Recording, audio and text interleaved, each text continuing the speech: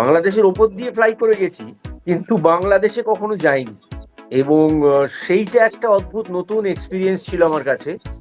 এবং ছোটবেলায় যেটা আমরা দেখতাম যে ছোটবেলায় আমাদের এখানে কলকাতায় অ্যান্টেনার সঙ্গে বুস্টার লাগালে বাংলাদেশ টেলিভিশন দেখা যেত। মানে সেইভাবে বাংলাদেশের টেলি নাটকের সঙ্গে একটা যোগাযোগ ছিল আমাদের। বাংলাদেশের টেলিভিশনে খুব সুন্দর সুন্দর নাটক হতো, তো সেইগুলো দেখতাম। তো প্রথমবার যখন বাংলাদেশে নাবি এয়ারপোর্টে, সেখানে একটা অদ্ভুত এক্সপিরিয়েন্স হলো।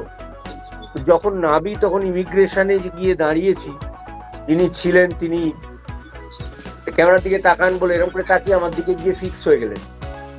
একগাল হাসি সঙ্গে আমার তো ঢুকতে কোনো প্রবলেমই হলো না। ঢোকার সঙ্গে সঙ্গে ঢোকার একটু আগে আপনাদের ওখানে এয়ারপোর্টে আর্মির একটা বেস আছে ছোট, অফিস গোছের। তো সেইখানে দুজন ইউনিফর্ম পরা ভদ্রলোক চলে এলেন, এসে বললেন কোথায় যাচ্ছেন। আমি বললাম যে শুটিং করতে। বলে দেশে তো ঢুকতে দেবো না। আমি বললাম মানে, আমি এত দূর থেকে আসছি শুটিং করবো, এখানে এক কাপ চা না খেয়ে তো আপনি দেশে ঢুকতে পারবেন না। তো এইভাবে আমার বাংলাদেশে এন্ট্রি হলো। তো কাজে এরপরটা পুরোটাই খুবই স্বপ্নের মতো গেছে।